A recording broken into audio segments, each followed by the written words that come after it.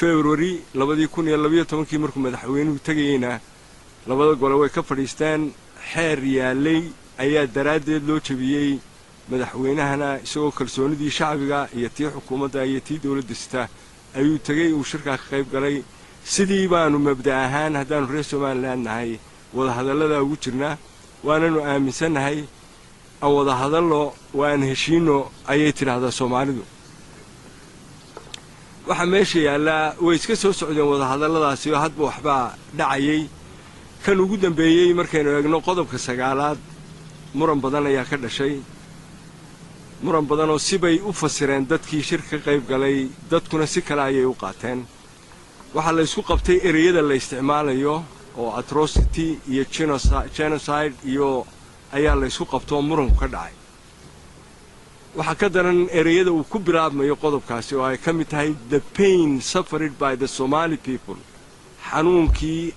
ay soo mareen dadka Soomaaliyeed nidaamkii militariga 12 sano talinayeen wixii ummadda u geystay xanuun ma ahayn xanuunka waxaynu naqaanaa waxan Panadol iyo anti-pain waxa laga liqo laakiin tii wax laga liqo ma ahaynoo dad 12 sano cimrigoodii ayaa meesha ka baxay oo silcii ugu xumaa iyo darxumo kii ugu mudnaa iyo xasuuqii ugu mudnaa ku dhacay taa markaad ka timaado halkan lagu wajiileyn baa ku jirta waxaan ay gaaladu tiraahdo double standard ayaa ku jira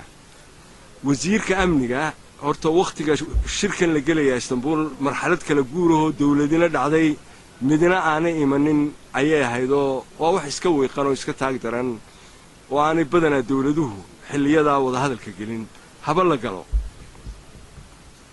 waxa meeshii yaala waxa weeye wasiirka amniga Cabdikariim Xuseen Guuleed in la yiraahdo malaynayaa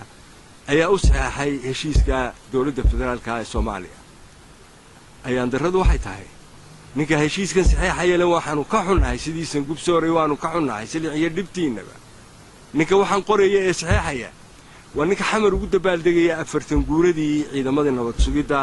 70 guuradii ciidanka booliiska Soomaaliyeed 53 guuradii xoogga dalka Soomaaliyeed wixii dalka burburiyay waxaan ciidamadii nabad sugidda waxay ahaayeen xooggii dalka wixii loo oran jiray ama militariga biliiskaaba ugu yaraaba xasuuqa wixii ummadan u geystay waxaan u qaadanaynaa marka la xuso ee xamar laga xuso ee loo dabaaldego ee la qiimeeyo waxaan u qaadanaynaa dawladda xamar ka jirtaana inay tahay sii wadidii nidaamkii Maxamed Siyaad Barre ama nidaamkii diktatoriga qabaliga militariga ahaa ee dalka xukumiye 12 sano taasaa waxay keenaysaa inaanay suuragal ahayn yani madaxda Soomaaliland la weydiinaya waxa weeye war markeedu saxsan yahay Cabdikariim ma marka uu nabad sugidda iyo xoogga dalka Soomaaliyeed u dabaaldegay mise markuu leeyahay waan ka xumaay wixii ummadda Soomaaliyeed soo gaaray kaas waa qodob marka waxaanu taaganahay ummadda Soomaaliland meel ay joogaanba xaq ayay u leeyihiin inay ku soo oogaan dadka waxa la ashkateeyay markay leeyihiin shakhsiyad qaanuuniya ama legal personality maanta sharciyadii qaanuuniga ahayd ee nabad sugidda xoogga dalka biliiska dawladda federaalka intii way jirtaa shacbiga Soomaaliland xaq bay u leeyihiin meel kasta oo joogaanba inay xasuuqa iyo dilkii loo geystay ay ka gilgishaan oo ay ka dacwooyaan hay'adaha caalamiga waa tallaabo hore loo qaaday xalay gudoomiye ku-xigeenkii labaad baa hadlayo markaas wuxuu lahaa dastuurkii baa la jabiyay ayaan darro mu sheegin qodobka dastuurka la jabiyay wariyihiina mu weydiin qodobka dastuurka la jabiyay wax dastuuroo la jabiyayna ma jirto dastuurku wuxuu qorayaa gudoomiye ama speaker ama afhayeen ayuu golaha wakiiladu leeyahay iyo laba ku-xigeen oo ka koowaad iyo ka labaad